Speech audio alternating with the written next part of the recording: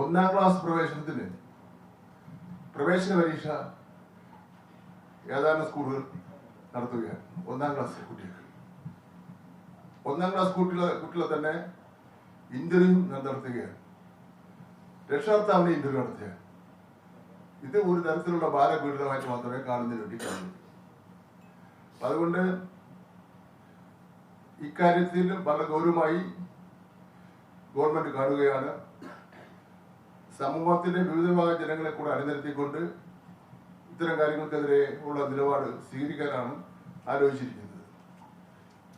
ഇപ്പോ എന്ന് മാത്രമല്ല, പിന്നെ അടുത്ത വർഷത്തെ ക്ലാസ്സിനുള്ള കുട്ടികളുടെ പ്രവേശനം ഇപ്പൊ തന്നെ ക്ലോസ് ചെയ്യുന്ന പറഞ്ഞു എൻ്റെ അടുത്ത് ചില സ്കൂളുകൾ. അതുപോലെ തന്നെ SSLC പരീക്ഷ ഇതുവരെ ആരംഭിച്ചിട്ടില്ല. SSLC പരീക്ഷ ആരംഭിക്കുന്നതിന് മുമ്പ് തന്നെ 12ാം ക്ലാസ്സിലേക്ക് അഡ്മിഷൻ പൂർത്തീകരിച്ച ഒരു മട്ടിലാണ് പല സ്ഥാപനങ്ങളും പറയുന്നത്. അപ്പൊ ഇതൊന്നും ഒരു ജനാധിപത്യ രീതിയിൽ നടക്കുന്ന സംവിധാനങ്ങളല്ല. അപ്പൊ അതിനെ സംബന്ധിച്ചിടത്തോളം ഒരു ടൈം ടേബിളും സർക്കുലറും വിദ്യാഭ്യാസ വകുപ്പ് ഡയറക്ടർ ഇറക്കുന്നതാണ്.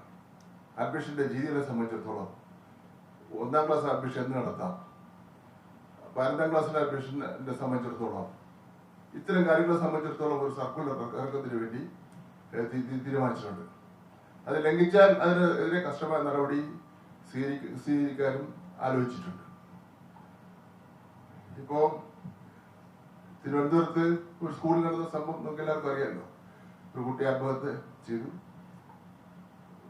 പ്രാഥമിക അന്വേഷണത്തിൽ സ്കൂളിലെ ക്ലർക്ക് കുറ്റക്കാരനെന്ന് കണ്ട് അന്വേഷണ റിപ്പോർട്ട് കിട്ടിയ ഉടനെ തന്നെ സസ്പെൻഡ് ചെയ്ത് വളരെ വിശദമായി തന്നെ അന്വേഷണം നടത്തുന്നതിന് വേണ്ടി ഉള്ള നടപടികൾ സ്വീകരിച്ചിട്ടുണ്ട്. അതുപോലെ തന്നെ എറണാകുളത്ത് 26ാം നിലയിൽ നിന്നും ഒരു കുട്ടി ചാടി ആത്മഹത്യ ചെയ്തു. ആ കാര്യത്തെ സംബന്ധിച്ചിടത്തോളം മാനേജ്മെന്റ് നോട്ടീസ് കൊടുത്തിട്ടുണ്ട്. മാനേജ്മെന്റ് മറുപടി നൽകിയിട്ടുണ്ട്. ചുമതലപ്പെടുത്തിയ ഉദ്യോഗസ്ഥന്മാർ അത് അന്വേഷണ റിപ്പോർട്ട് നൽകിയിട്ടുണ്ട്. അക്കാര്യം വളരെ ഗൗരവമായിട്ട് എടുക്കുന്നതിന് വേണ്ടിയാണ് തീരുമാനിച്ചിട്ടുള്ളത്. ഇത്തരത്തിലുള്ള കുറെ സംഭവങ്ങൾ ചില സ്കൂളുകളിൽ നടക്കുകയാണ്. അത് തക്ക സമയത്ത് തന്നെ സ്കൂൾ അധികാരികൾ ആവശ്യമായ നടപടികൾ സ്വീകരിക്കുന്നില്ല എന്നുള്ള ഒരു പ്രധാനപ്പെട്ട പ്രശ്നവും ഉണ്ട്. അധികാരം എന്ന് പറഞ്ഞു കഴിഞ്ഞാൽ ഉദ്ദേശിക്കുന്നത് ഗവൺമെന്റ് അല്ല, എയ്ഡഡ് അൺഎയ്ഡഡ് മാനേജ്മെന്റിന്റെ കാര്യമാണ് ഞാൻ പറഞ്ഞത്. അതിന് ഗവൺമെന്റ് സ്കൂളിലും ഉണ്ട്. ഗവൺമെന്റ് സ്കൂളുകളിലും അവിടുത്തെ HMO പ്രിൻസിപ്പാളും ഒക്കെ തന്നെ പലപ്പോഴും ഇത്തരം കാര്യങ്ങൾ കണ്ടില്ല കേട്ടില്ലെന്ന് ന്യൂനപക്ഷം ആൾക്കാരെങ്കിലും ഇത് അങ്ങനെ കാണുന്നുണ്ട്. ഇത്തരം കാര്യങ്ങളാണ് പറയാനുള്ളത്. ഇത് ഗുണമേന്മ വിദ്യാഭ്യാസ പദ്ധതിയാണ് ഏറ്റവും പ്രധാനപ്പെട്ട കാര്യം. ഇത് സംസ്ഥാന ശില്പശാല കഴിഞ്ഞാൽ ജില്ലാ ശില്പശാല, അത് കഴിഞ്ഞാൽ പഞ്ചായത്ത് ശില്പശാല, അത് കഴിഞ്ഞാൽ സ്കൂൾ ലെവലിലുള്ള ശില്പശാല, ഇതെല്ലാം ഇത്രയും പൂർത്തീകരിച്ച് കഴിയുമ്പോൾ ജനങ്ങൾക്കൊരു ധാരണ ഉണ്ടാവും. ജനങ്ങളുടെ പങ്കാളിത്തത്തോടു കൂടി ഈ ഗുണമേന്മ വിദ്യാഭ്യാസം മെച്ചപ്പെടുത്തുന്നതിന് വേണ്ടിയുള്ള പ്രവർത്തനങ്ങൾ ഓരോ വിദ്യാലയങ്ങളിലും നടത്തുന്നതിന് വേണ്ടി കഴിയും.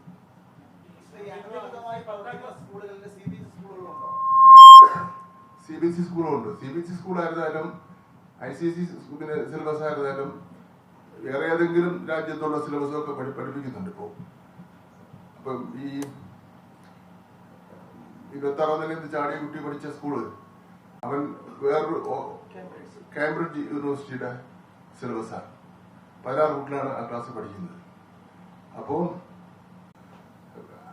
അവരും ഞാൻ നിയമം നോക്കിയപ്പോ നിയമത്തിൽ പറയുന്നത് ഒരു NOC ഗവൺമെന്റിന് വാങ്ങിയിരിക്കുന്നതാണ്. അവർ പ്രാഥമികമായുള്ള DG നേരിട്ട് പോയി നടത്തിയ അന്വേഷണത്തിൽ NOC ഇല്ല. വീണ്ടും കൊണ്ട് ഒരു നോട്ടീസ് കൊടുത്തിരിക്കുകയാണ്.